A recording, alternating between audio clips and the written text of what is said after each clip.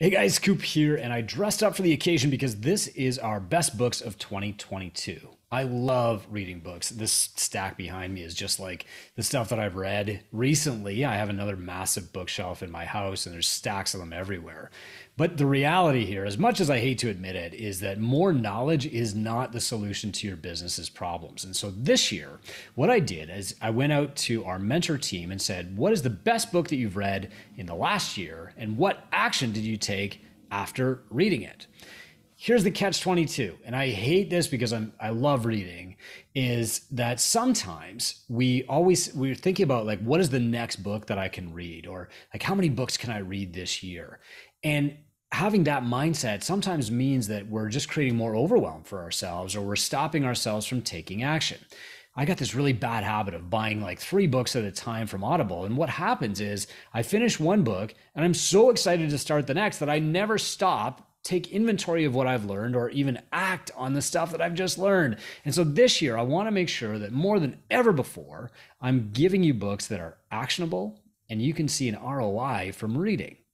So I do have some Amazon links that I'm going to post in the show notes here. These are affiliate links, and if you click on them, we will make like 30 to 60 cents, which we'll turn around and donate through our giving platform, Business is Good, which is set up to educate kids on entrepreneurship and financial literacy. But if you'd rather we don't make that 30 cents to donate, that's fine too. Just go to Amazon and find your copy. Hope it helps. Here we go. The mentor team at Two Brain is full of readers. And so I wanted them to tell you like what was their top book this year and what action did they take after reading it. I think what you're going to find here is that a lot of these books are not new. So let's start with Measure What Matters by John Doerr. Russ Francis recommends this book. He said he reads it every year. And he said that after he read it this year, he set very specific goals by revenue and membership category to take his gym to 1 million in revenue by the end of 2022 and create a path to get there. So he has revenue goals for each product or each membership. He has the steps that are required to hit each one of those goals.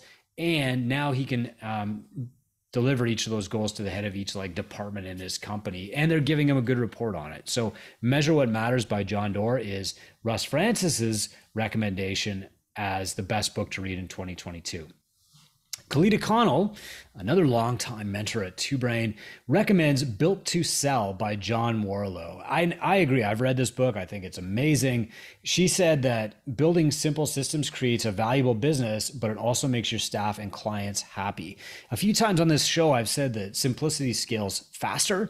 And that's because when everybody understands what your mission is, what their part in that mission is, and what exact steps they need to take, then they don't have to waste time worrying or wondering or debating or choosing or seeking opinions and feedback. They can just act. And so Built to Sell is a great book for that. The next book on our list is, I was really happy to see it. Jolene Bingham nominated it.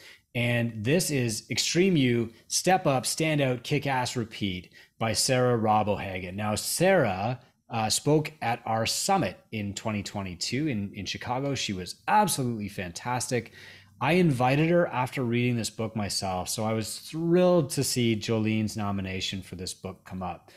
Jolene says, the book pushed me to say yes to stepping outside of my comfort zone a lot more and being confident that if I fail, I can get back up and keep pushing forward. It's one of those books that I've read multiple times, and it shifted my mindset on failure and weakness from being bad to being part of the growth process. So Extreme You by Sarah Robb O'Hagan is Jolene Bingham's pick for Book of the Year 2022. Andrea Savard's pick was The Dip by Seth Godin, a classic, and I know I've got copies sitting around here. This is actually one of those books that I keep a box of in my office to hand out to entrepreneurs when they visit. There's other books on that list too, and I think I've mentioned them before, but The Dip is really important for you to understand. What Andrea said was, in this book, Seth asked, have you stopped evolving in the eyes of the people who matter? He also says that the opposite of quitting is rededication. So in Andrea's case, she said that we had 3 new large franchise competitors start up in the same month and another in our town copy everything that we were doing. Our revenue was declining from previous years and we were losing energy. Our action was to rebrand ourselves, innovate new programs in our market, and recommit to fight for the business in a competitive landscape.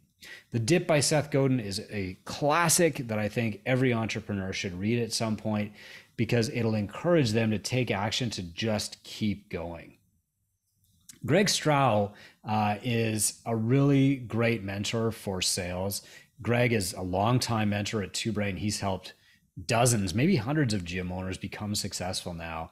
And so I always take his recommendations super seriously. He recommends this year Fanatical Prospecting by Jeb Blount.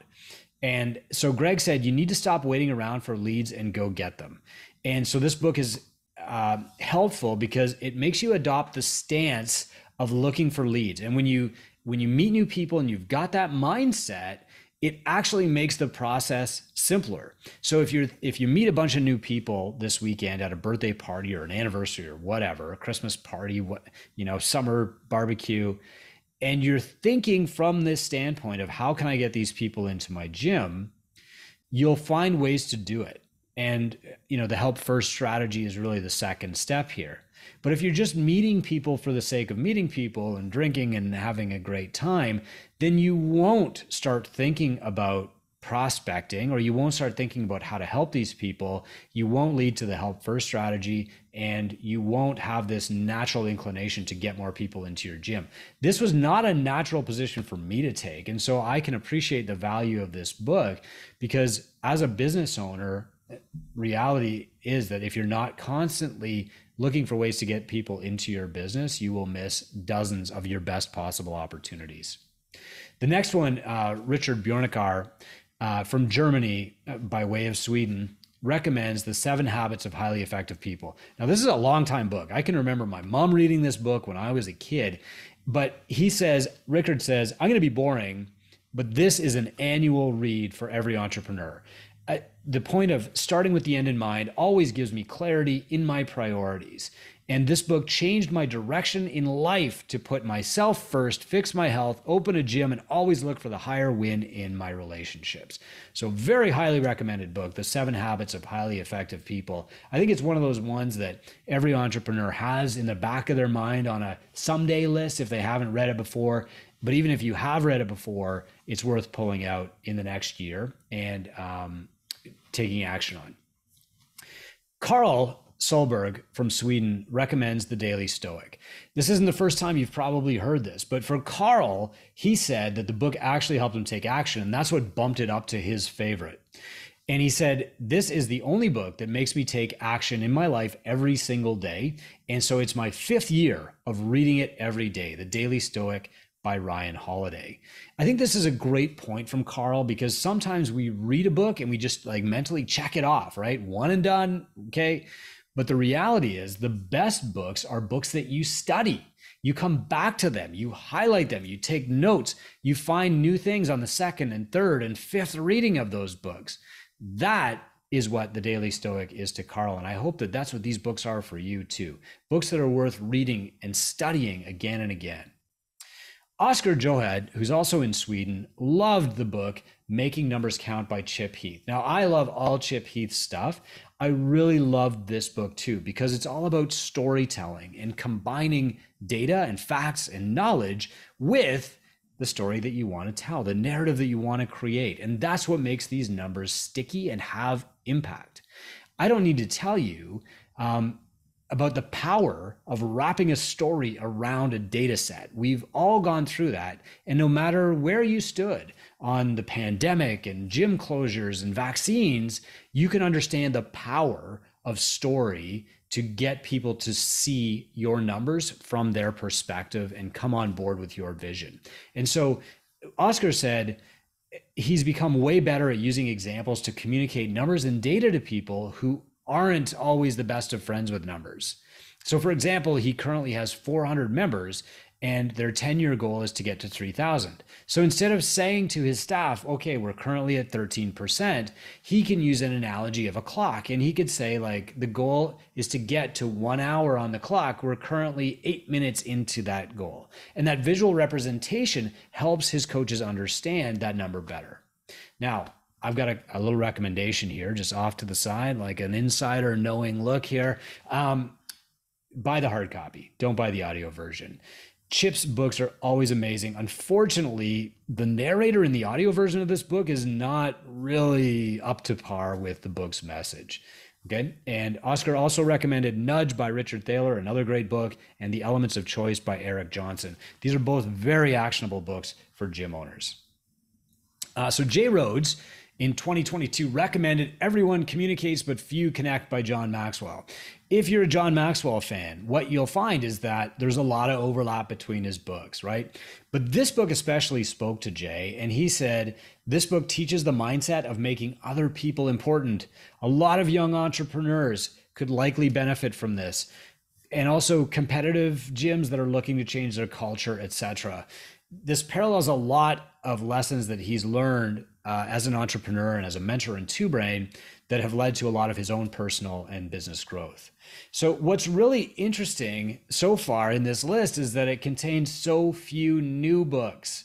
And that was a little bit of a relief to me, to be honest, because in our pursuit of novelty and always looking for the next new idea, sometimes we just get buried and overwhelmed and we can't take action on any of it.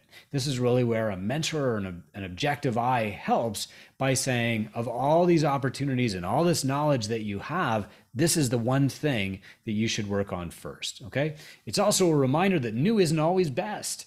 We all have this novelty bias of thinking the last thing that we read is like the most important thing. But in the reality, all new information should be taken in the context of the broader library in our heads, okay?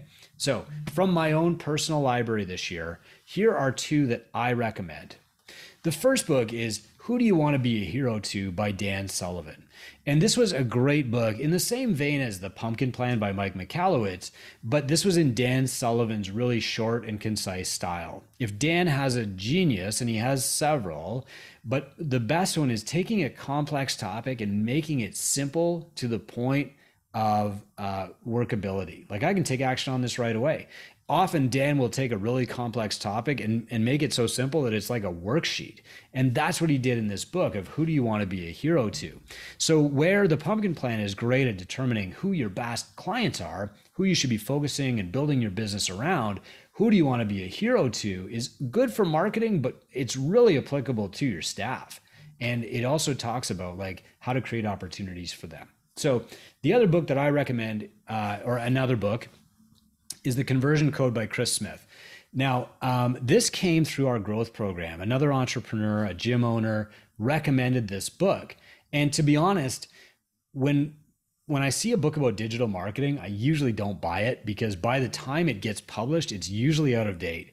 If you're not familiar with book publishing cycles, like, you know, when you dot the last period and submit the final copy to your editor, you still got about 9 months before the book is published.